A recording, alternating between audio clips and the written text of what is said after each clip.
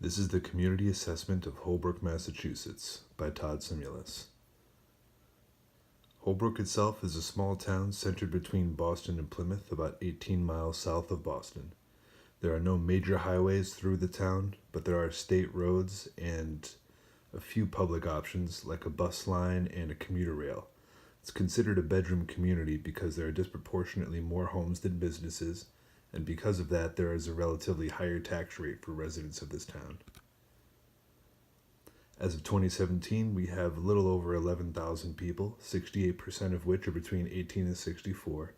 The median income, as you can see, is $68,000 a year, with 67% below the poverty rate. The mass rate is about 11%. 1,500 people per square mile breaks down to majority 75% white, 11% black, 7% Hispanic, and 5% Asian. The community resources are poor health-wise. There's almost no direct health care like an ER or a hospital. I don't even think there's a minute clinic. There's no homeless shelters or halfway houses.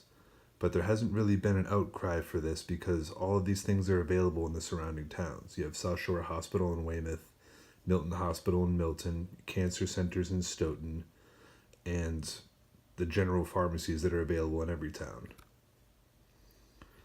One old problem that this town does have is that it was the site of the Baird and McGuire Incorporated, which was a chemical batching and mixing plant, which was taking volatile organic compounds and leaching them into the soil, which then got into the groundwater, causing a cluster of cancers around the Hanson, the Holbrook and Randolph area.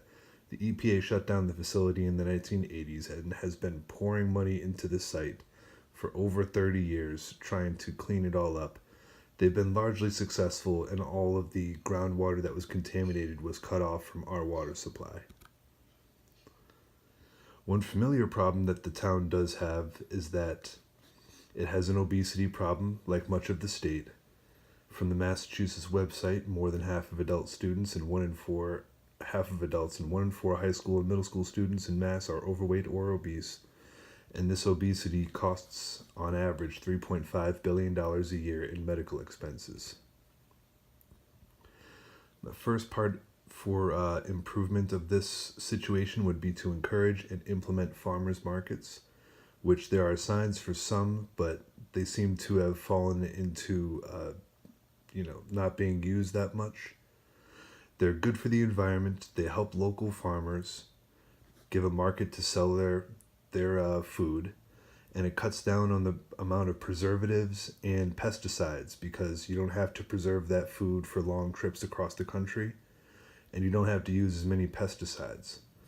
And from the journal Health in Place, it found out that over a few years, it was able to reduce the price of groceries in grocery stores by 12%. The second part would be to work with local schools into trying to improve the meals that are available and the different options of food that's available, mainly by reducing salt and saturated fat and eliminating the sugary beverages and snacks from the vending machines. This was tried in England in 2011, and it found that moving away from processed meats and towards healthier options had a long-lasting benefit to authorized absences and educational outcomes in the school. And finally, part 3, the other part of the obesity issue, is to increase physical activity. Lots of times kids don't need this type of prodding, but sometimes they do. And there was a program in England that had kids and their families taking part in multiple 2-hour swimming sessions in a week and other physical activities, and they found that the cardiovascular, physical, and self-esteem benefits were sustained. So in conclusion, every community has its own challenges, but we as public health nurses must listen to and work with the community members at large. And only by working together can the larger public outcomes be realized. Thank you very much.